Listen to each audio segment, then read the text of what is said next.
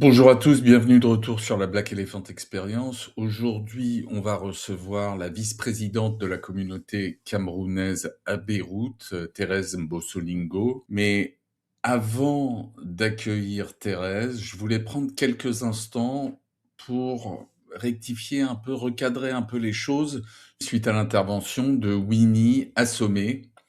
Parce qu'il y a eu beaucoup de la vidéo, notamment un des shorts a tourné de l'espace, a extrêmement bien tourné. Je crois qu'on est près de 100 000 vues à ce stade.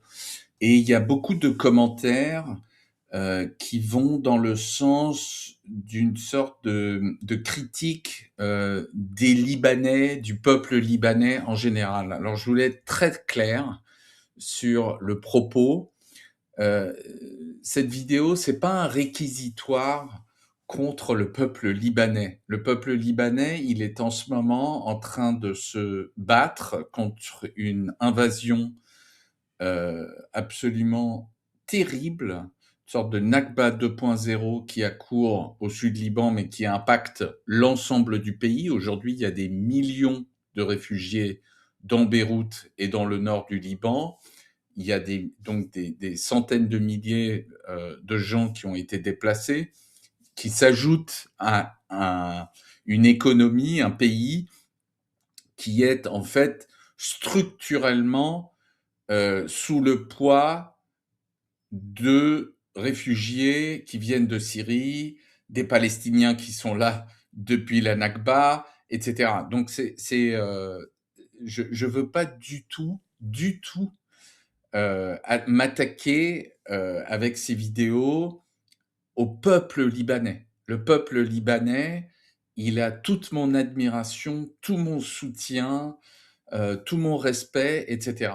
En revanche, de ne pas parler de certaines pratiques comme celle de la kafala, telle qu'elle a cours au Liban, et du fait que tout en bas de l'échelle sociale libanaise, il y a ces femmes africaines qui sont victimes d'esclavage moderne aujourd'hui, pour moi, c'est hors de question.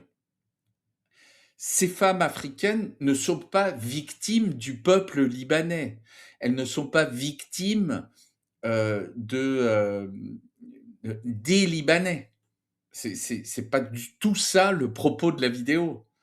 Elles sont victimes d'un système qui bénéficie à une certaine élite libanaise qui peut se permettre d'avoir recours à une aide, à une esclave, parce que n'oublions pas que voilà, même lorsqu'on esclavagise, ça a un coût. C'est pas gratuit, même si c'est voilà. Enfin, il faut comprendre que avoir une pièce en plus pour pouvoir y mettre une esclave, ça requiert un certain niveau de vie. Donc ça n'est absolument pas à la portée de la vaste majorité des Libanais. Il faut comprendre la société libanaise. C'est un pays où les différences, les inégalités sont galopantes. Moi, j'ai été très frappé quand j'ai passé du temps là-bas par le fait que j'ai jamais vu autant de Range Rovers tourner dans les quartiers favorisés et en même temps jamais vu autant de gens dans les poubelles en train d'essayer de trouver à bouffer, notamment beaucoup d'enfants. Donc c'est pas c'est pas une critique du peuple libanais. Donc je tiens vraiment à le mentionner. C'est juste pas du tout le propos. Et je dirais même que ça n'est pas simplement une critique des élites libanaises. C'est une critique des élites en général. Nous vivons dans un monde où ceux qui sont les plus favorisés, souvent, pensent qu'ils représentent la norme. C'est un phénomène qui est archi courant, par exemple, en Occident. J'ai vu beaucoup de commentaires de gens qui disent ah les Libanais c'est comme ça, eh ben j'irai jamais là-bas. Mais en fait, les gens, il faut comprendre un truc. Il y a quelques années, il y a eu une étude pour essayer de comprendre qu'est-ce que c'était le patrimoine qu'il fallait avoir pour faire partie des 10% d'êtres humains les plus favorisés de la planète. On n'a tellement pas conscience du niveau de richesse des différentes strates de la pyramide humaine qu'en fait, les gens pensent que pour faire partie des 10% d'êtres humains les plus riches, il faut être multimillionnaire mais pas du tout. Mais pas du tout. Enlevez-vous ça tout de suite de la tête. Pour faire partie des 10% d'êtres humains les plus riches, il faut détenir, en tout cas il y a quelques années, il n'y a pas très longtemps, il fallait avoir, je crois, un patrimoine de 93 000 dollars. 93 000 dollars, beaucoup de gens en Occident ont ça comme patrimoine. Beaucoup, beaucoup de gens. Si on parvient à mettre de côté un peu d'argent chaque année pendant 30 ans, on peut se retrouver sans avoir été très riche à quelque moment que ce soit de son existence, avec un patrimoine, par exemple un patrimoine immobilier, un appartement, un petit appartement qui vaut 93 000 euros pour parler de l'Europe, 93 000 dollars pour parler des États-Unis. C'est pas, c'est pas quelque chose qui ne, enfin voilà, il faut pas être millionnaire pour pouvoir accéder à cela. Alors, il y a beaucoup de gens qui, comme moi, louent et n'accumulent pas de richesse immobilière et de patrimoine et qui sont un petit peu, voilà, qui n'accèdent pas à ce niveau-là de richesse. Moi, je crois que si je vends tout, mais tout, c'est-à-dire les quelques œuvres d'art que j'ai et mes bouquins, etc., j'arrive peut-être à la moitié et ensuite il me reste un peu d'argent de l'héritage de mon père qui est décédé il y a presque 3 ans. Et voilà, donc j'y arrive, euh, mais j'y arrive même un peu plus. Dieu merci, alhamdoulilah. Mais, mais en fait, je veux dire encore une fois, il y a beaucoup, beaucoup, beaucoup de gens en Occident qui arrivent à ce niveau de richesse, alors même que l'essentiel de l'humanité, c'est-à-dire à peu près 60% des êtres humains en vie sur la planète Terre aujourd'hui, ont comme revenu quotidien moins de 5 dollars par jour. Donc il faut comprendre de quoi on parle. On peut pas donner des leçons aux gens et dire ah les Libanais sont comme ci et les, enfin je veux dire ça n'a pas de sens. Aujourd'hui les Libanais qui ont de l'argent, ils vivent comme des Européens. Mais l'essentiel des Libanais vivent avec beaucoup, beaucoup, beaucoup moins d'argent. Donc je voulais vous montrer quelques slides pour un peu expliquer de quoi on parle avant d'accueillir Thérèse, parce que je veux qu'on arrête de triper là, parce que le propos, c'est pas de faire un réquisitoire contre les Libanais, et deux, c'est surtout de ne pas, comment dire, de donner des leçons de morale à qui que ce soit. Parce qu'en fait, la modernité occidentale, elle a tout envahi sur la planète Terre. On est tous dedans. Donc les gens qui disent ah les Libanais sont comme ça, c'est pas bien, mais moi je vais rester en France ou je vais rester en Espagne ou je vais rester aux États-Unis ou je vais rester je ne sais où parce que comme ça je vais me préserver de cette horreur qui n'a rien à voir avec moi. Mais en fait, ces gens-là, ils vivent à Disneyland. Ils sont pas tellement différents, en fait, de Peter Thiel, quand il se construit un bunker en Nouvelle-Zélande au cas où le monde part complètement en sucette, et lui, il aura son petit potager et son machin, et il pourra vivre séparé du reste de l'écosphère. En fait, il y a vraiment des fantasmes de séparation qui ont pris corps dans la culture occidentale, dont il va falloir, dont il faut tordre le cou, en fait. Nous formons un écosystème. On peut pas. Si je suis les poumons et que le foie va mal, je peux faire haha, le foie, c'est pas mon problème. Moi, je suis les poumons. Bah non, en fait, on fait partie du même corps. Ça marche pas comme ça. Donc il faut arrêter vraiment. Il va falloir arrêter de triper là-dessus.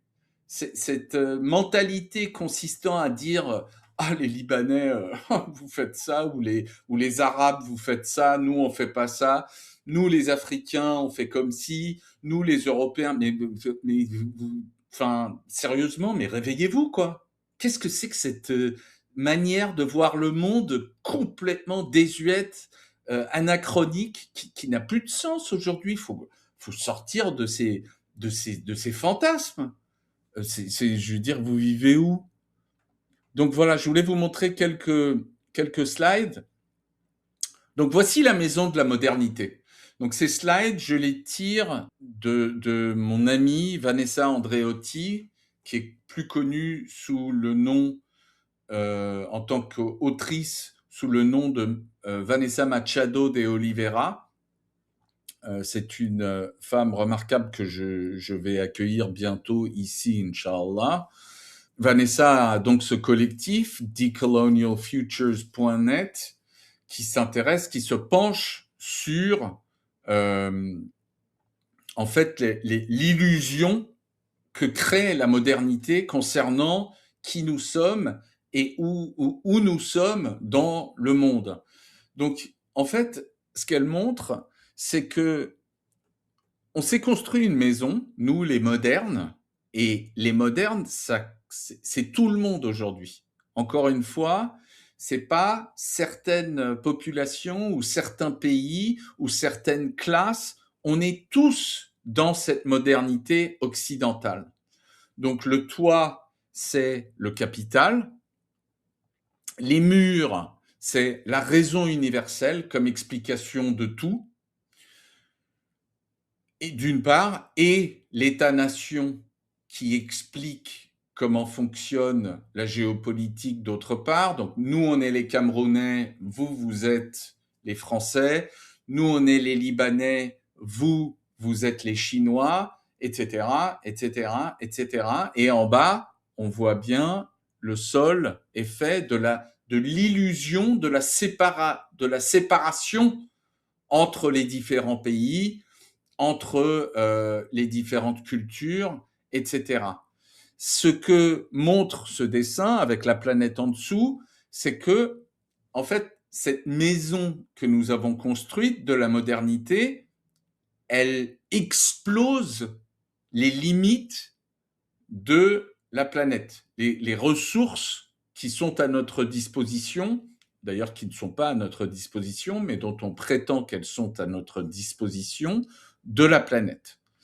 Sur le côté droit, en tout cas pour moi, de ce diagramme, la deuxième illustration, c'est toujours la même maison, mais on a donc les coûts dissimulés de notre modernité occidentale, qui sont basés sur une croissance insoutenable, insoutenable au sens dont on ne peut pas, elle n'est pas juste insoutenable au sens où cette croissance est en train de nous dévorer, mais elle est insoutenable dans le sens où nous consommons trop, et donc les ressources naturelles de la planète ne suffisent pas à entretenir nos besoins qui sont en fait basés sur des fantasmes qu'alimente le capitalisme et la pub et tous ces trucs qui nous convainquent qu'il faut absolument qu'on s'achète un parfum, qu'on s'achète le dernier sac Louis Vuitton parce qu'il y a l'acteur de The Bear et de Shameless qui porte ce sac. Moi, j'étais vraiment sidéré de voir ce jeune acteur plein de talent qui a tourné dans ces séries, ce jeune homme de Chicago dont j'ai zappé le nom, mais qui donc s'est livré comme tous les héros, tous les acteurs principaux des séries en fait assez remarquables qui sont sorties ces dernières années, notamment sur HBO, mais pas que. Euphoria, les actrices de Euphoria, enfin bon, j'en passe et des meilleurs, mais enfin pour moi, voir ces jeunes acteurs émerger pour ensuite immédiatement être convaincus par leur entourage respectif que il faut absolument qu'ils participent à ce pacte faustien avec Bernard Arnault ou avec Pinot fils pour vendre plus de sacs à main, plus de Gucci, plus de parfums, tout ça dans les aéroports aussi. On oublie que les aéroports, c'est en fait la plupart des êtres humains sur la planète ne verront jamais l'intérieur d'un aéroport. Ils ne prendront jamais l'avion. Et nous, en Occident, on s'est convaincu que l'avion, c'est un truc, c'est normal de prendre l'avion quoi pour aller en Espagne ou je ne sais où en vacances. Moi, je le prends tout le temps, hein. Donc, je peux pas prétendre que je fais pas partie de ce cirque, même si ces aéroports et ces magasins Dior, etc., et toutes ces pubs à la con me foutent la nausée. Je fais partie de ce machin. Je peux pas, je peux pas dire que parce que je le critique et que je suis conscient que c'est une horreur, je peux pas m'en extraire.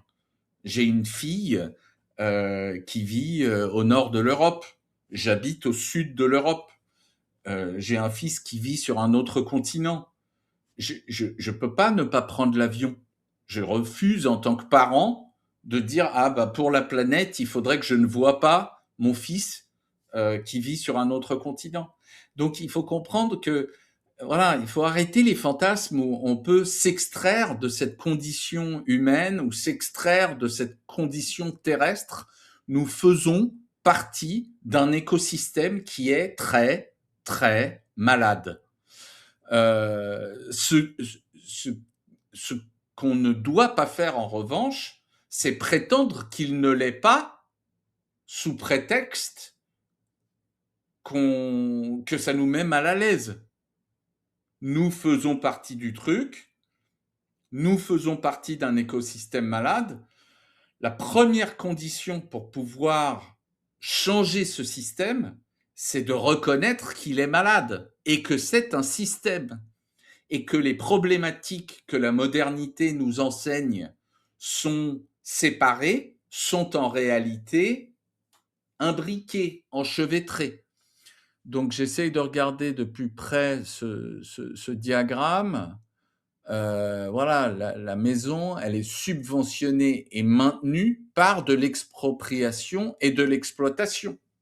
Il faut comprendre que nous qui avons le privilège de vivre dans des pays industrialisés occidentaux ou en Asie, ou les pays que nous avons colonisés et génocidés avec succès et dont nous avons génocidé les populations avec, nous avons réussi à amener ces génocides à leur terme, ou quasiment. Par exemple, l'Australie avec la population aborigène, ou les États-Unis d'Amérique avec la population des peuples premiers, des First Nations américains. Nous qui vivons dans ces pays-là, qui avons effacé l'indigénéité de ces pays à coup de génocide, nous qui vivons dans des pays qui sont devenus, ou comment dire, la norme, c'est d'être c'est d'avoir un appartement, une télé, une bagnole, machin, je ne sais quoi. Bah, en fait, tout ça, on l'a construit en aspirant, en volant, en pillant les ressources naturelles du monde entier. Et ce pillage, il est encore en cours. Il est encore en cours. C'est pas un truc qui s'est arrêté. Donc, la modernité, comme le dit l'excellent sémioticien argentin Walter Mignolo, dans son travail et celui qu'il tire de comment ça s'appelle, du travail de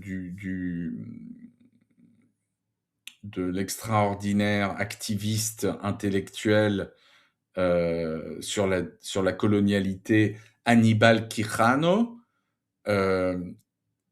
En fait, modernité et colonialité sont étroitement imbriqués. Et c'est là que je voulais vous montrer un autre diagramme. Donc le propos, comme je l'ai dit, c'est pas de dire il s'agit du peuple libanais. Et nous autres, en France ou ailleurs, nous pouvons nous laver les mains de ça, nous n'avons rien à voir avec ça. Nous, on est des gens bien en France, et les Libanais, l'élite libanaise, c'est des salauds. Où nous, en France, on est gentils, et les Libanais en général, le peuple libanais, déconne. C'est pas possible de regarder les choses comme ça. Ça, c'est du cinéma, c'est du fantasme. Donc, qu'est-ce qu'il faut faire? Il faut regarder le fait que nous vivons dans un monde où il n'y a pas juste le sud et le nord, enfin, pardon, le nord et le sud, qui est donc la manière dont on représente les pays occidentalisés ou industrialisés versus les pays qu'on nomme donc les pays qu'on nommait jadis le tiers-monde, qu'on nomme souvent, qu'on a nommé un certain temps le Grand Sud, et que désormais on appelle plutôt le monde majoritaire. En réalité, c'est plus compliqué que ça. Il y a le nord du nord, le nord du sud, le sud du nord et le sud du sud. Qu'est-ce que ça représente? Donc le nord du nord, vous le voyez en haut, c'est ceux qui vivent, encore une fois, dans le salon, très confortable, tout en haut de la maison. On leur amène à bouffer, ils sont très à l'aise. Et ce qu'ils ont réussi à vendre à la planète entière, c'est que si vous travaillez très dur, on va pouvoir construire une sorte de classe moyenne planétaire. Tout le monde va pouvoir venir habiter avec nous dans le salon. Tout le monde va pouvoir avoir le confort de notre canapé. Tout le monde va,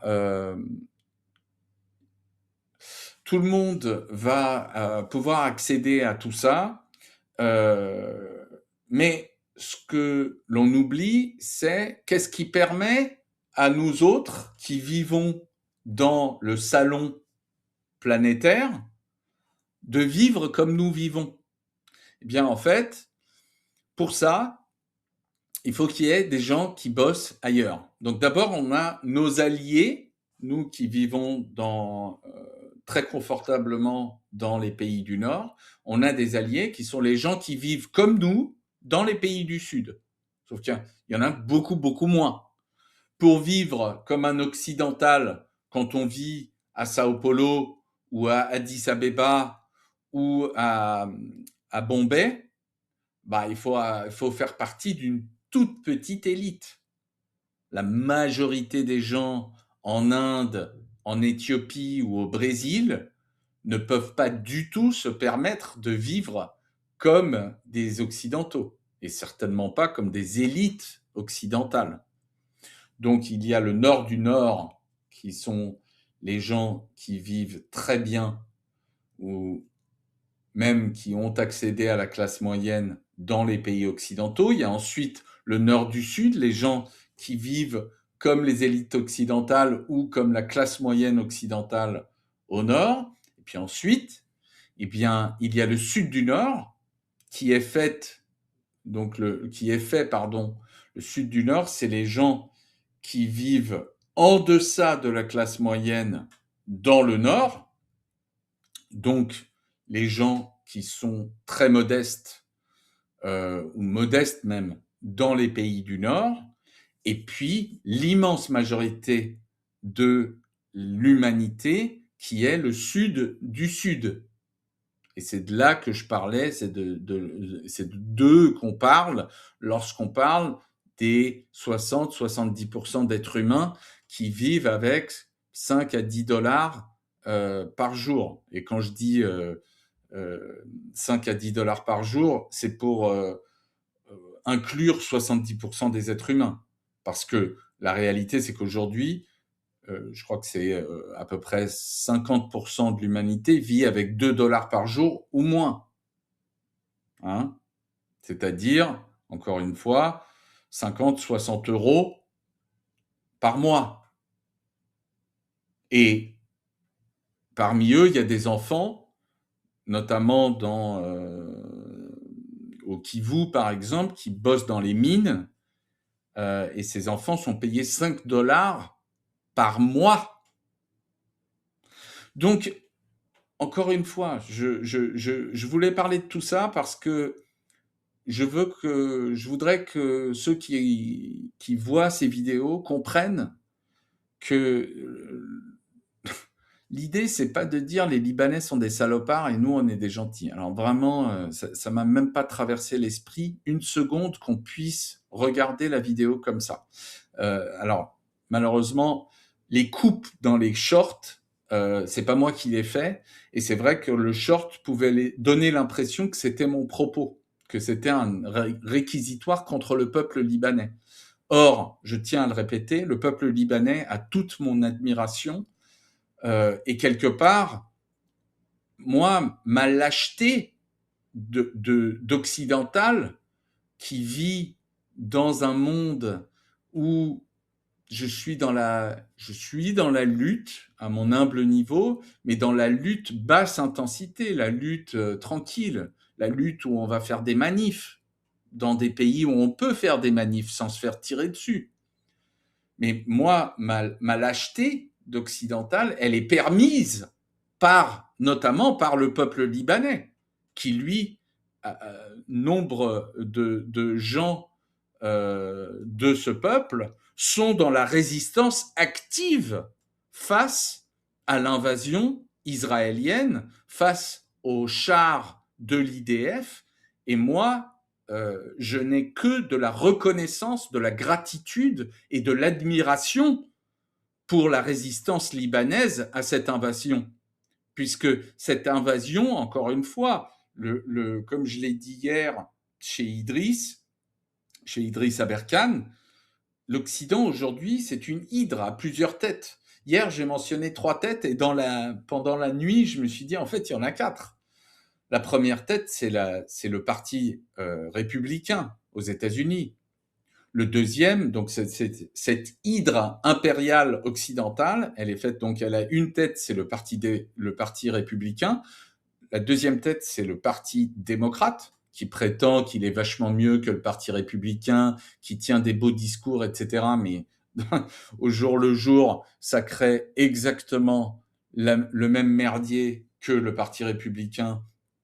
Et donc, il est temps qu'on arrête de prétendre que les démocrates sont beaucoup plus humanistes que le parti républicain en termes de politique étrangère américaine. Ça change rien. Rien. Obama a buté plus de gens, a explosé plus de mariages afghans et au Yémen que George Bush. Donc en fait, il faut juste arrêter de prétendre que les États-Unis sont un système bipartisan ou bipartite. Les États-Unis ont un parti qui a 2 visages, le parti républicain et le parti démocrate. C'est le même parti. Donc, 2 visages, le républicain et le démocrate, mais c'est le même parti. troisième tête de l'hydre impériale occidentale, c'est Israël. C'est le fer de lance de la civilisation occidentale. C'est la dernière colonie qui n'a pas achevé son génocide. Contrairement à la Nouvelle-Zélande, contrairement aux États-Unis, contrairement à l'Australie, par exemple, et contrairement aux pays où le génocide n'a pas pu être mené à son terme. L'Algérie française, l'Afrique du Sud, l'apartheid sud-africain. Donc, ça, c'est la troisième tête. Et puis, il y a la quatrième tête qu'on ne veut pas regarder, surtout en Europe. Bah, la quatrième tête, c'est Bruxelles. C'est nous. C'est le cirque européen qui prétend donner des leçons au monde entier, alors qu'en réalité, on est juste une extension de l'empire sous hégémonie américaine. Voilà, donc halte aux leçons, c'est vraiment de mauvais aloi. Et j'espère que ce début de vidéo aura clarifié les choses. Et maintenant, sans plus attendre, pardon pour le long préambule, on va accueillir Thérèse Bosso-Lingo.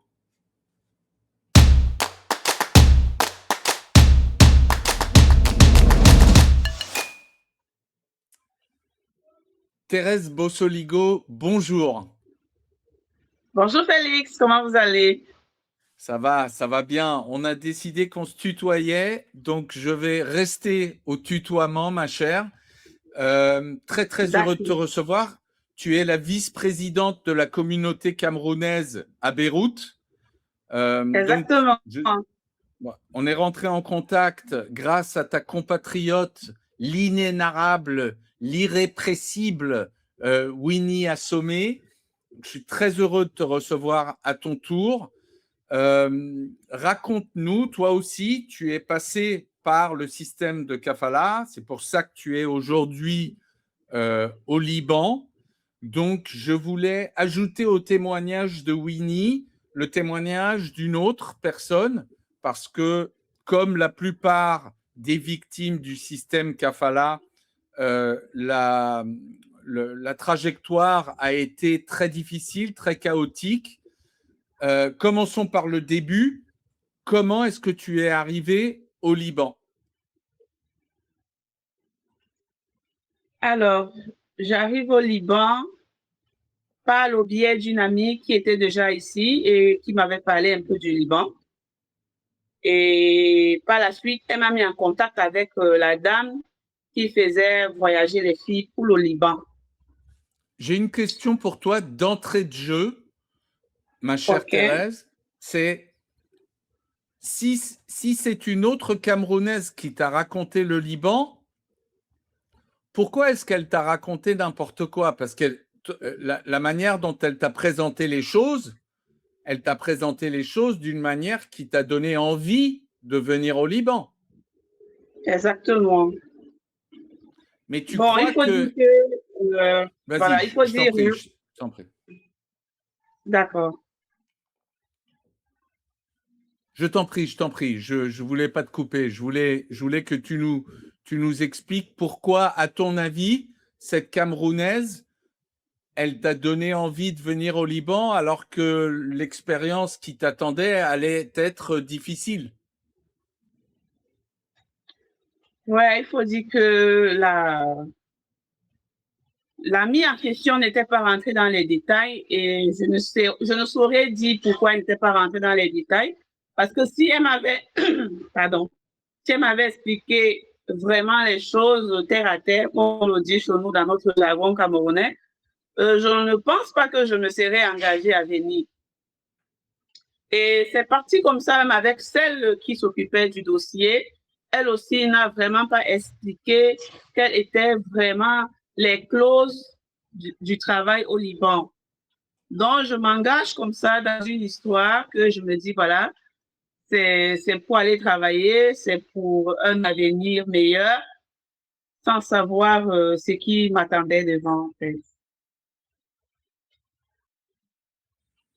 Alors, tu réponds donc à cette agence. Moi, je pense que et ton ami et cette agence ont intérêt à prétendre que les choses sont tout à fait correctes quand on arrive au Liban, qu'il n'y a pas de racisme et que les gens sont bien traités parce que c'est comme ça que ces gens gagnent leur vie également. Bref, tu arrives à l'aéroport de Beyrouth, comment ça se passe? Alors, lorsque j'arrive à Beyrouth, c'était dans les environs de 3 heures par là du matin. Alors, il y a un policier qui se dirige vers nous, qui vient vers nous et qui prend nos passeports. Parce qu'il faut noter que lorsque j'arrive dans cet aéroport, je ne suis pas seule, je trouve beaucoup d'autres Africains avec moi et je vois que c'est seulement nous, Africaines, qui sommes dirigés vers une direction précise. Voilà. Et puis moi, je suis le policier qui nous demande de le suivre par la suite, après qu'il ait récupéré nos passeports. Alors on part, on nous met dans une petite salle très petite où il n'y a pas de place assise, donc on reste debout et on nous demande d'attendre que ceux qui sont appelés nos patrons viendront nous chercher. Et c'est chacune qui allait partout, partout de rôle. À chaque fois qu'un des X patrons venait prendre celle qu'il avait choisie au préalable dans un bureau, il venait la chercher et il la ramenait. Moi, je suis restée là jusqu'à, il était environ 9 heures par là, 10 heures moins, lorsqu'on était venu me chercher. Et puis, je Attends, vois le pardon, je policier qui m'avait t'interromps, accueilli. Thérèse. Thérèse, pardon, je t'interromps, mais il faut bien OK. comprendre. C'est une toute Mhm. petite pièce qui est Exactement. complètement remplie de filles. On vous donne pas à boire, on vous donne pas à manger, et vous restez Du là. tout, Il n'y du a pas tout. de, il y a Du pas tout. de siège. On peut pas Du s'asseoir. tout. Et Exactement. pendant 6 heures, vous attendez. Exactement. Pendant 6 heures, presque. Il faut attendre. Et aller, c'est même aller au-delà, hein, parce que j'avais laissé d'aucune. Donc, je ne sais pas à quelle heure, celle-ci, les patrons étaient venus la chercher. Ça peut même être jusqu'au lendemain, voire sur le lendemain. Donc, de, ça dépendait, en fait, de chaque famille. Quand ça les enchantait de venir prendre leur domestique ou alors leur esclave, si on peut appeler ainsi, ils venaient à l'heure qui leur convenait. Voilà. Donc, tu arrives dans cette famille. Est-ce que tu peux nous raconter comment ça se passe? Alors, lorsque j'arrive dans cette famille, je trouve que cette famille avait une Philippine et celle-ci était censée voyager le lendemain. Donc, celle-ci n'a pas eu le temps de me montrer quoi que ce soit. Il faut noter déjà que lorsqu'on vient, on ne nous dit pas exactement de quoi consiste le travail. Je pense que c'est étant sur le terrain que au moins ces personnes-là sont censées nous dire de quoi est-ce qu'il est question. Voilà, nous n'avons pas la même culture, même en ce qui concerne euh, les repas, c'est pas la même chose en Afrique. Donc, au moins, c'est des choses qu'il faut nous apprendre avant de vouloir peut-être nous tenir rigueur sur des choses si ça n'a pas marché ou pas. Sauf que non, lorsque tu arrives, on commence à te faire travailler. On ne te laisse pas te reposer et on ne te laisse même pas déballer ta petite valise avec laquelle tu es venu. Non, tout de suite, tu commences le travail. Et c'est des cris, hein. C'est des cris, c'est pas une douceur. Il n'y a pas de douceur. Tout de suite, va faire ceci, monte ceci, fais ceci, là. Donc, c'est comme ça commence. Pour quelqu'un qui est arrivé à 3 heures du matin, qui ne s'est même pas assise pour se reposer, la seule place assise que moi je pouvais considérer, c'est lorsque j'étais dans la voiture, comme on est en train de me ramener à la maison. Dès que je suis arrivée, c'était le travail, quoi. On te dit, enlève tes habits, jette dans la poubelle. C'est comme si nous, on venait avec les puces sur nous et puis il fallait pas qu'on les contamine. Va prendre ta douche. Une fois que tu as pris la douche, c'est le travail qui a commencé. Voilà. Donc, c'était ça. Et puis, le traitement n'était pas vraiment humain, si je dois le dire ainsi. Le traitement n'était pas humain. Je travaillais pour cette dame et je travaillais aussi chez sa belle-mère. La dame allait à 7h30 avec ses enfants à l'école et au travail. Elle déposait les enfants à l'école, elle allait au travail avec son mari. Je restais commencer le travail en même temps parce qu'on se réveillait vers les 5h, commençait à prêter tout. Une fois qu'ils sont partis, j'ai des longues tâches à finir jusqu'à 9h. Sa belle-mère vient me chercher. Je pars là-bas, je recommence encore à travailler. Il est environ 15h30 que les enfants rentrent de l'école. Je n'ai même pas fini là-bas déjà. Il faut déjà que je parte prendre les enfants dans le bus. Je m'occupe des enfants, je dois m'occuper de leurs devoirs. Et quand l'enfant a refusé de faire le devoir parce que ce sont des enfants qui ne nous respectent pas, ça devient encore tout un scénario. Je dois répondre aux questions, je dois subir des cris, des humiliations et tout ça là. Et lorsqu'on me prend là-bas à 18h, les enfants, lorsqu'ils ne sont... Les enfants, en fait, ils imitent leurs parents. Donc, si les parents... Les enfants ne sont qu'à l'image de leurs parents, en fait. Les enfants, c'est des Donc, enfants, mais ils sont à l'image de leurs parents. Je pense que c'est des parents qui me demandent de ne pas te respecter en tant que travailleuse domestique chez eux. Voilà. Bien sûr, bien sûr. Comme les parents crient, Voilà. vous crient dessus. Comme les parents te Oui, crient du dessus, coup, te ça permet maltraitent, aussi aux bah enfants de crier sur vous. forcément, les enfants font exactement pareil, bien sûr. Exactement, voilà.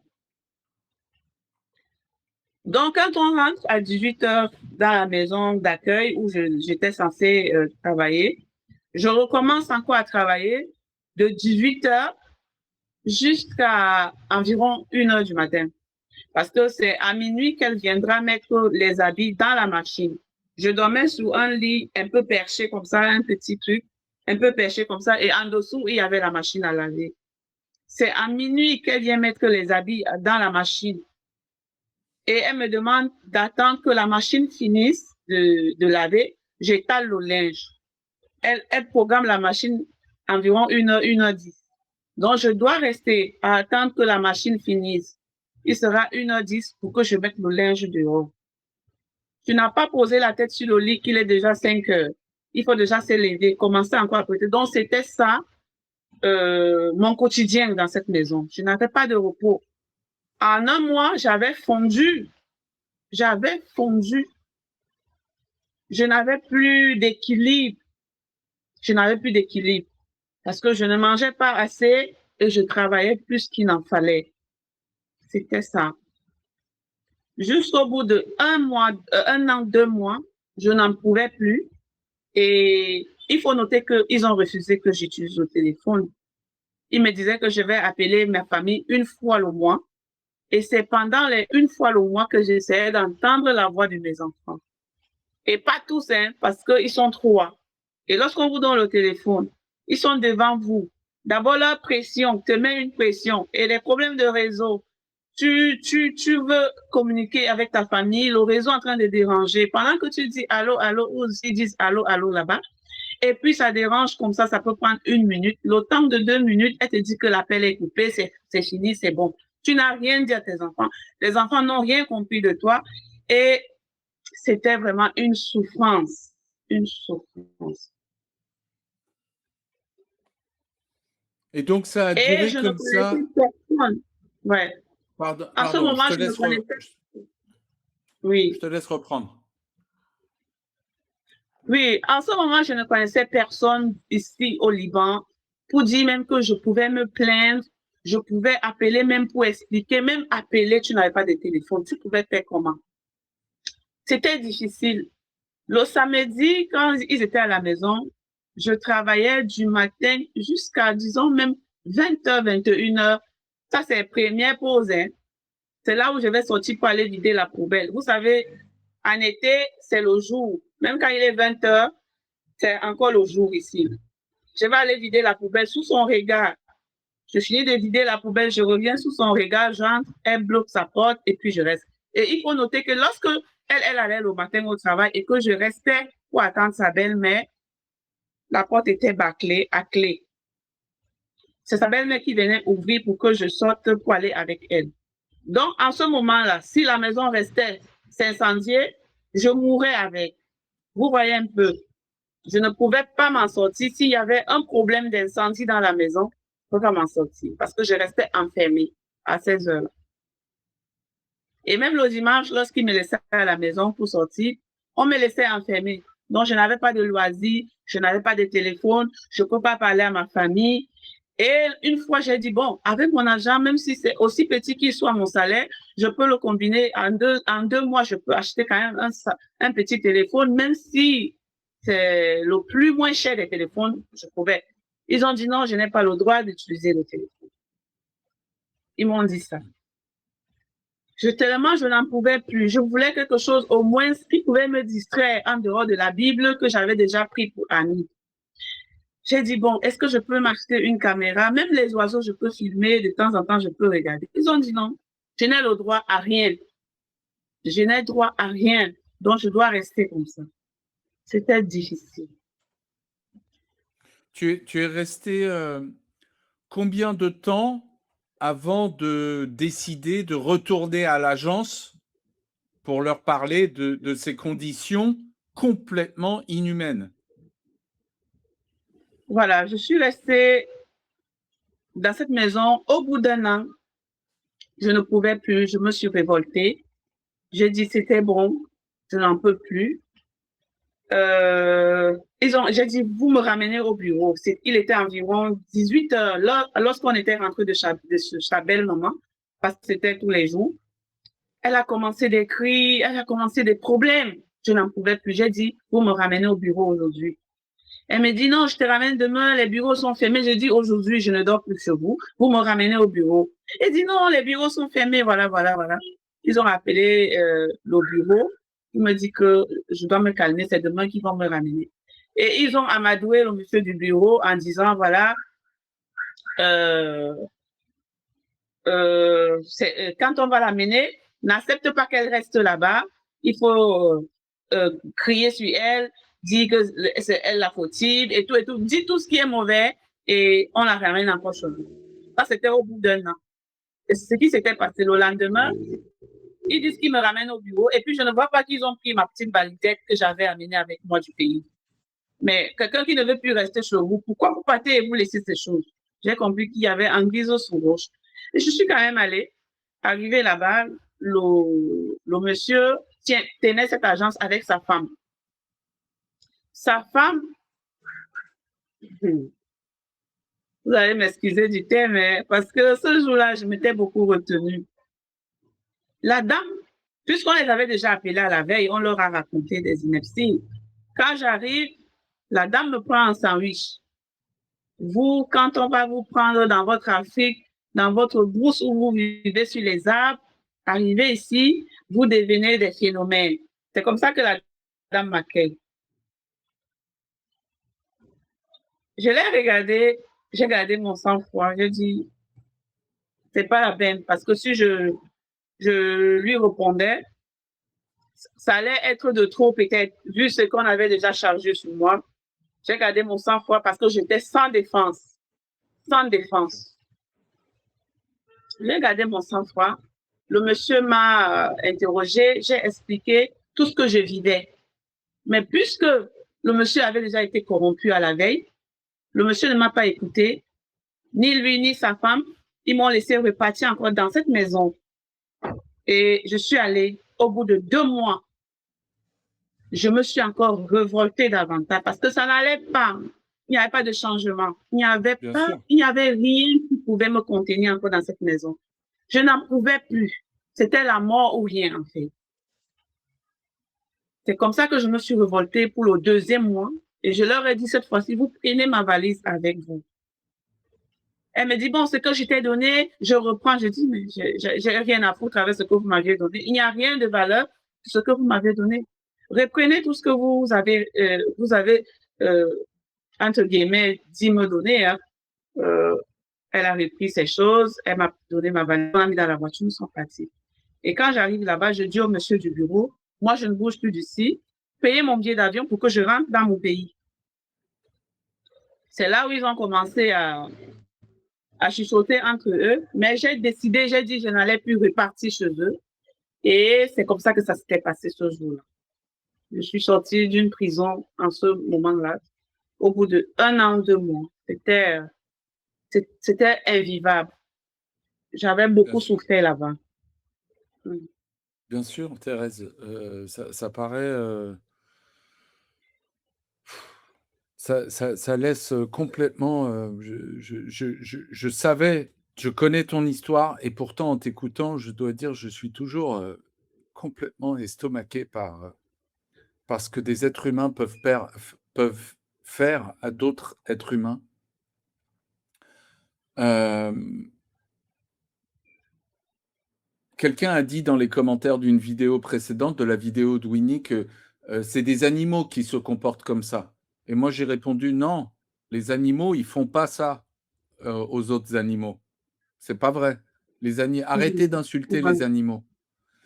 Alors, Thérèse, à ce moment-là, après cette rébellion, qu'est-ce qui se passe? Voilà. Après cette rébellion, je suis restée au bureau et de là, il y a une dame qui est venue.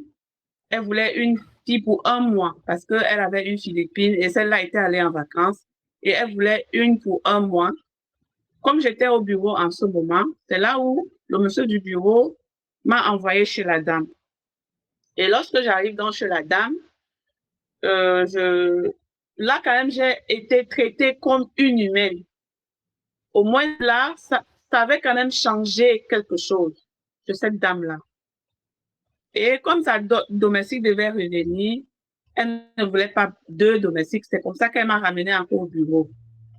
Et de là, donc, il y a une autre famille qui est donc venue me prendre et je suis allée là-bas dans cette famille en ce moment. Et donc, Parce que qu'est-ce le qui s'est monsieur avait passé? refusé de me payer. Ils ont refusé de me payer le billet d'avion pour que je rentre. Donc, leur but, c'était de me vendre de maison à maison pour se faire de l'argent. Donc, j'étais leur marchandise. Et je ne pouvais rien puisque moi, je ne savais pas comment faire pour rentrer. De toutes les façons, toute seule, tu ne peux rien. Ici, avec leur système, toute seule, tu ne peux rien. Même avec ton argent, tu ne peux rien. Bien Ouais, sûr. Oui, c'est fait exprès.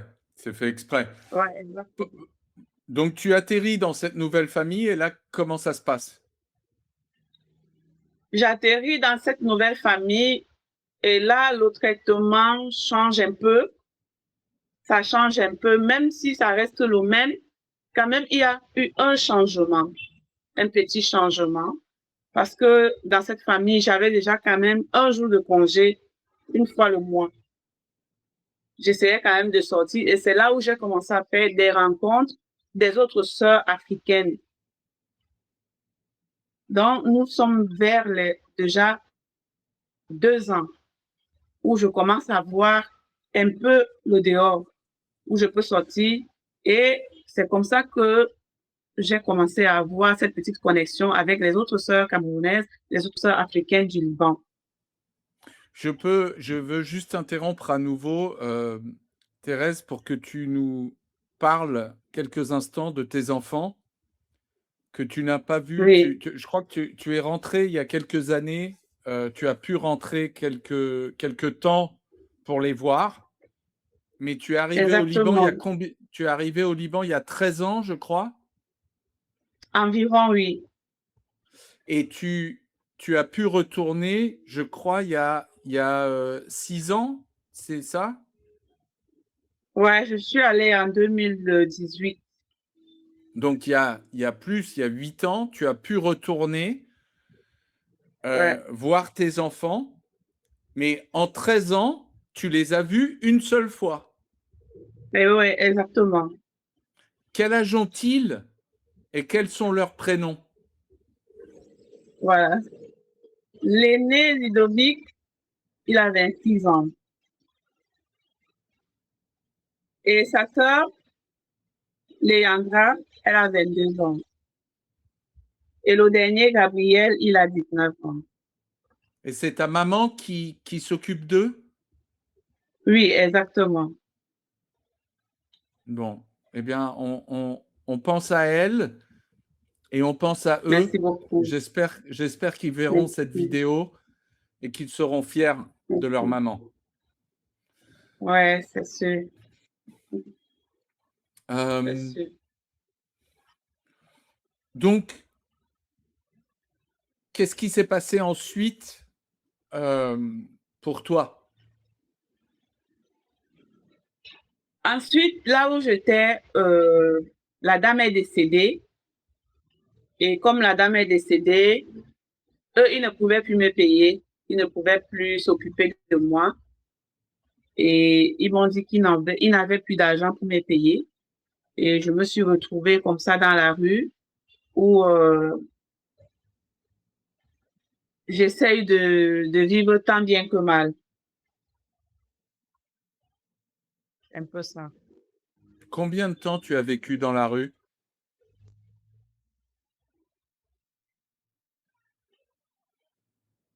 Combien de temps, Je Thérèse, tu peux dire de m'entends? survivre, hein, j'essaie de survivre tant bien que mal. C'est la Combien de survie, c'est temps? pas une vie, ça. Bien sûr, mais combien de temps as-tu vécu dans la rue?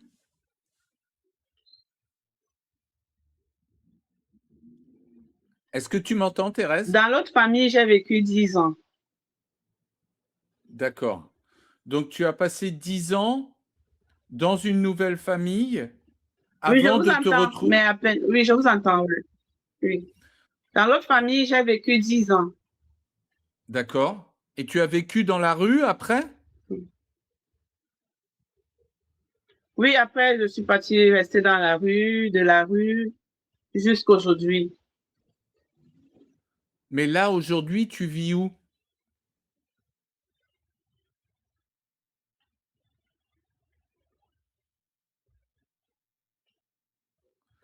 Je crois que la connexion est beaucoup moins bonne, tout d'un coup. Est-ce que tu m'entends là, Thérèse? Oui, je disais ceci. Oui, je vous entends. Je disais ceci. De là, je me suis retrouvée dans la rue et jusqu'aujourd'hui, je suis là, je suis dans la rue. Là, aujourd'hui, tu vis dans la rue? J'ai quand même essayé de me trouver un petit local où j'essaye quand même de rester. D'accord. J'essaye de survivre. Ouais. Et comment tu... Pardon. Comment tu survis aujourd'hui? Je survis déjà grâce à Dieu, parce que nous, les Africains, on croit beaucoup en Dieu. Il y a la force de Dieu. Il y a aussi certaines ONG qui nous viennent en aide. Et c'est un peu comme ça. D'accord. Est-ce que grâce à l'association des Camerounaises de Beyrouth, dont tu es la vice-présidente, est-ce que tu es en mesure de subvenir à, à ton quotidien? Euh, Comme je continue de parler de suivi, c'est dans ça que je suis. Ce n'est que ça, en fait. Bon, Quel est aujourd'hui, quel est ton espoir de retourner au Cameroun? Qu'est-ce qui, est-ce que c'est ça que tu voudrais faire aujourd'hui? oui, exactement, c'est mon vœu le plus cher. C'est d'aller retrouver mes enfants. C'est mon vœu le plus cher. Et avoir un peu de moyens pour m'en occuper parce que il faut s'en occuper. Ils sont à l'école et tout ça là. Avec un peu de moyens, je retournerai volontiers vraiment auprès de mes Et enfants. et qu'est-ce qui, en termes de papier, est-ce que tu as récupéré ton passeport? Non, pas encore. Qu'est-ce qui t'empêche aujourd'hui de récupérer ton passeport? Qu'est-ce qu'il faudrait qu'il y arrive pour que tu puisses récupérer tes papiers et donc partir? Parce qu'il faut comprendre que le système de kafala fait en sorte que vous ne pouvez pas repartir du Liban. Exactement. Bon, il faut noter que quand je me suis séparée avec cette famille, eux, ils m'avaient remis mon passeport. Et comme c'est le même système, même si tu as ton passeport, il n'est presque pas valable entre tes mains. Il n'a de valeur que quand il est entre leurs mains. Donc, il fallait le remettre entre les mains d'un autre Libanais que j'avais contacté, qui avait accepté de me faire les papiers et que j'avais remis de l'argent pour cela. Sauf que les papiers ne sont jamais sortis et mon passeport est bloqué là-bas. Donc, je ne Donc sais pas ce qui s'était aujourd'hui, passé. Est-ce qu'il avait fait? Oui, donc aujourd'hui, tu es comme une otage, en fait. exactement, exactement. Donc, qui détient ton passeport aujourd'hui? C'est la police? C'est entre le Libanais et la police. Moi, je peux pas vraiment savoir parce que c'est à lui que j'avais remis. Et ce n'est jamais sorti. Donc, du coup, je ne sais pas qui détient exactement mon passeport. Lui me dit c'est la police. Après, je ne sais pas. Et puis, c'est d'autres démarches qu'il faut encore engager pour cela et ça nécessite toujours de l'argent. Donc, du coup, c'est autant de choses qui nous gardent bloqués et prisonniers dans ce pays. Est-ce que on peut mentionner le nom de ce Libanais qui te tient en otage? Bon, pour ma sécurité, je pense non. Pour ma propre Ouais, moi, sécurité, je pense non. Ouais. je pense qu'en effet, pour ta sécurité, on ne peut pas. Ouais. Mais écoute, Thérèse, je voudrais d'abord, du fond du cœur, te remercier pour ton témoignage. C'est Le merci est tellement partagé. important.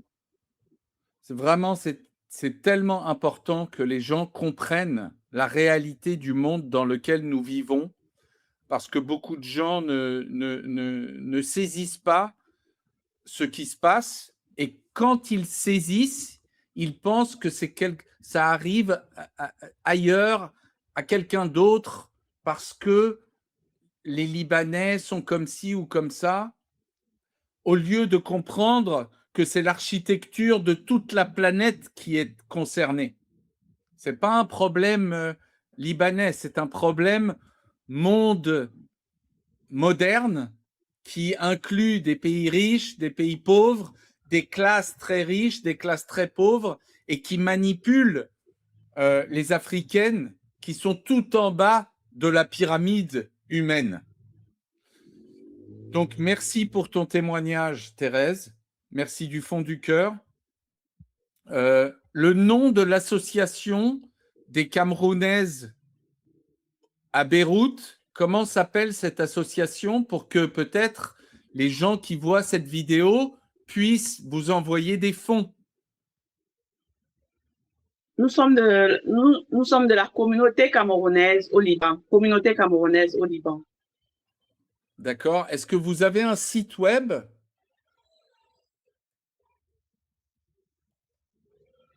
On est en train de vouloir l'ouvrir. D'ici à là, on aura un site web. D'accord. Eh bien, écoute, Thérèse, Mais si les compte gens sur... voudront nous contacter, vous pouvez donner mon numéro. Si les gens voudront nous donner des fonds, vous pouvez donner mon numéro. Vous pouvez donner celui de Winnie. C'est toujours la même famille. D'accord. Alors, je ne vais pas donner ton numéro ici sur la vidéo, mais je vais inviter D'accord. les gens. Je vais mettre une adresse mail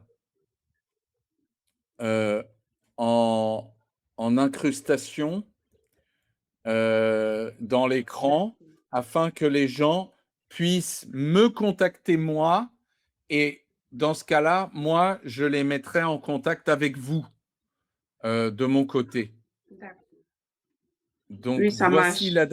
voici l'adresse mail à laquelle vous pouvez rentrer en contact avec The Black Elephant Experience, cette chaîne YouTube, et moi, de mon côté, avec notre petite équipe, on vous mettra en contact, on vous donnera la possibilité de rentrer en contact avec Thérèse, avec Winnie et les autres héroïnes de la communauté camerounaise à Beyrouth.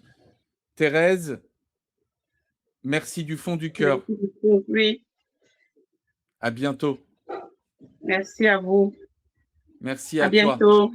Merci Merci. beaucoup.